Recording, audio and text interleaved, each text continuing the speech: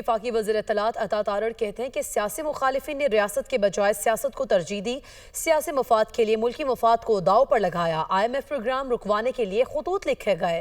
ہم نے حکومت سنبھالی تو ملک کو بہت سے چیلنجز درپیش تھے۔ وزیر اعظم شہباز شریف نے کہا، ریاست ہے تو سیاست ہے۔ دنیا کے مالیاتی ادارے آج پاکستان کی تعریف کر رہے ہیں۔ تمام معاشی اشاریے عکاسی کرتے ہیں کہ پاکستان اڑان بھر چکا ہے۔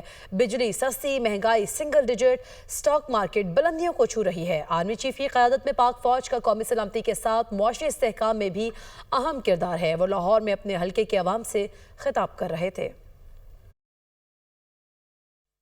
سیاسی طور پہ بھی لوگوں نے اس موقع پر اپنے سیاسی مفادات کو ترجیح دی اور ریاست کو ترجیح نہیں دی۔ آپ لوگوں کو، پاکستان کی عوام کو ترجیح نہیں دی۔ IMF کو لیٹر لکھے گئے، مگر تب وزیر اعظم شہباز شریف نے نعرہ لگایا کہ سیاست نہیں ریاست، یہ ریاست پاکستان ہے تو ہم ہیں۔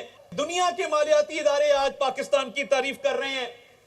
مہنگائی کم ترین سطح کے اوپر آ چکی ہے اور تاریخ میں بہت کم ہوا ہے کہ مہنگائی بھی کم ہو رہی ہو، سٹاک مارکیٹ بھی اوپر جا رہی ہو اور بجلی بھی سستی ہو رہی ہو، اور تمام اعداد و شمار یہ بتا رہے ہوں کہ پاکستان اڑان بھر چکا ہے، پاکستان ٹیک آف کر رہا ہے، اور یہ اڑان پاکستان کے تحت پاکستان انشاءاللہ تعالی دنیا کی بہترین اکانومیز میں ہوگا۔